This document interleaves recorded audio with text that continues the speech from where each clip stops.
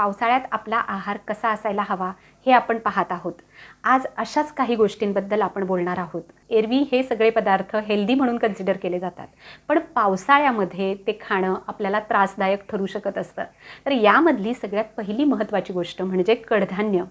अंकुरित कडधान्य खूप हेल्दी असतात. आपल्याला त्यातून बरेच पोषक घटक मिळत असतात. या दिवसांमध्ये बाहेर वॉर्म ह्युमिड वेदर असतं, त्यामुळं अंकुरित कडधान्यांमध्ये बॅक्टेरियल कंटॅमिनेशन होण्याची खूप जास्त शक्यता असते. मायक्रोब्स, पॅरासाइट्स, बॅक्टेरियाज यांची ग्रोथ होण्याची शक्यता असते. सॅल्मोनेला किंवा कोलाई यासारख्या बॅक्टेरियाजची त्यामध्ये ग्रोथ निर्माण होण्याची शक्यता खूप जास्त असते.